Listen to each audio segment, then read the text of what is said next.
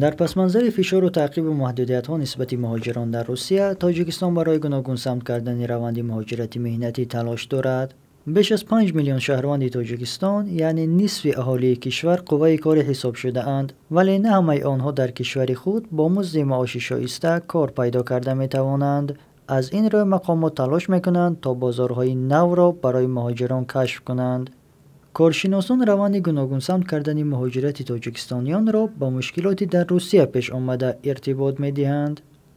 مسئله پرزور شدن قانونگذاری و بودوباش مهاجران مهنتی در فدراسیون روسیه، این از بعد از با وجود آمدن حمله تروریستی نیست. این مسئله، این روند پیش از این هم دوام میکرد.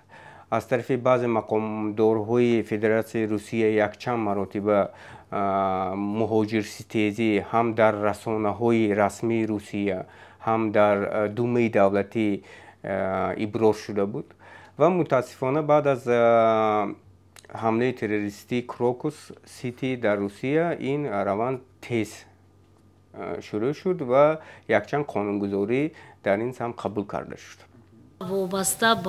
در نشست مطبوعاتی اخیر، وزیر مهنت، مهاجرت و شغل اهالی خبر داد که سال 2024 تاجیکستان با 15 کشور 41 سند همکاری به امضا رسانیده است. نامگاه آنها چنین است: یکی از هدف‌های اساسی حکومت فراهم آوردن امکانیت‌های نو برای مهاجران مهنتی و توسعه همکاری بین‌المللی با کشورهای گوناگون میباشد. وزیر اظهار داشت که یکی از سمت‌های افضلیت‌ناک بهتر نمودن شرایط کار و حفظ اجتماعی مهاجران تاجیک در خارج کشور میباشد. این مرکز تعلیمی کلان سالان در دوشنبه واقع است. وقتهای اخیر برنامه مرکز تکمیل یافته، بیشتر شهروندان را برای کار به بریتانیا و کره جنوبی آماده می کنند. اینجا زبان و کسب‌های سرطلب را می آموزانند. عین زمان در مؤسسه دولتی مرکز تعلیمی کلان سالان تاجیکستان شهروندان از روی زبان‌های روسی، انگلیسی، زبان کره، زبان آلمانی، ژاپنی و ترکی با زبان آموزی جلب کرده می شوند. طلبات با آموزش زبان کره از جانب شهروندان جمهوری به نهایت زیاد هستند.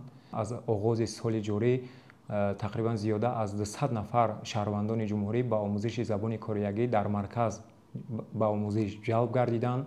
مهلت آموزش زبان کره از 1 تا 3 ماه را در بر میگیرد.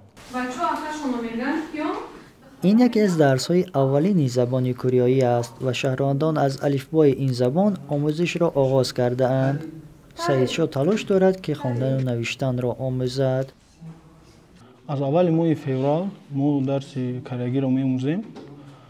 درس‌های کره‌ای بسیار جالب است. معلم با ما خوب می‌فهماند. الکی уже در درس سوم ما با خوندن سر کردیم و خوندن می‌توانیم. فردوس 5 سال در روسیه در سمت‌های گوناگون همچون مهاجر مهنتی فعالیت کرده است. به خاطر آنکه در کره نسبت به روسیه معاش بیشتر وعده داده می شود، می خواهد به این کشور مهاجر شود. من در فدراسیون روسیه با قرار که با 2-3 نمود کار مشغول بودم که اونجا از ما کسب طلب نمی کردن. مثلا در یگان سکلاد اینترنت مگزین، در ساختمان، مغازه.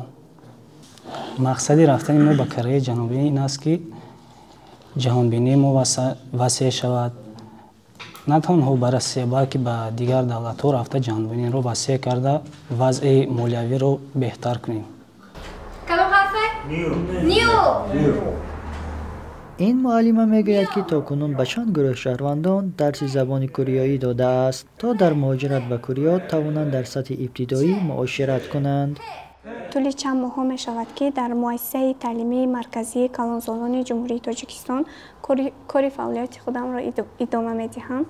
پیش از این چندین نفرایی که گروهایی که در گروه ما اشتراک نمودند زبان کره را از خود کردند و به طلبات هایی که به همون مرکز تعلیمی ما داده بودند مقصد به طلبات ها جوابگو شدند.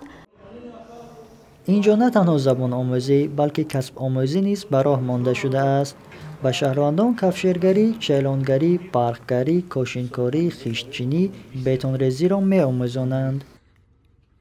شهروندان تاجیکستان و کشورهای اروپا و آسیا از جمله به بریتانیا و کره اصلاً به کار موسمی جلب می شوند.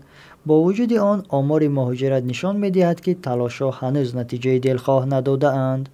همه ساله از 1.5 تا 2 میلیون شهروند تاجیکستان به مهاجرت مهنتی به روسیه می رود. اما تعداد تاجیکستانیانی که برای مهاجرت مهنتی به کشورهای دیگر از قبیل کره و بریتانیا می روند نسبت به روسیه خیلی کم است. برای مثال کره در یک سال قریب به 200,000 کارگر طلبات دارد که از 10 ها کشورها قبول کرده می شوند. از تاجیکستان طبق اطلاع دسترس قریب 5,000 کارگر در این کشور کار می کنند. در بریتانیا نیز تقریبا همین مقدار تاجیکستانیان به کار جلب می شوند. به عقیده کارشناسان مهاجرت نباید تنها کاری موسمی باشد.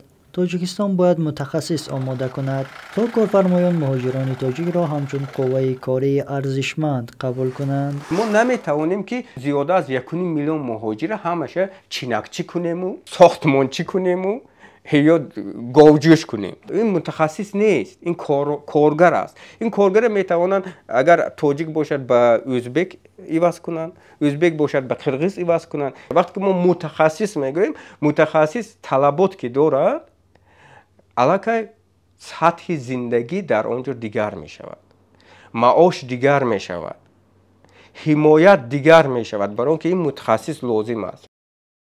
مهاجرت برای تاجیکستان تغییر می یابد. حکومت با کشورهای گوناگون همکاری می کند، مهاجران آموزش می گیرند و راههای نو گشوده می شوند.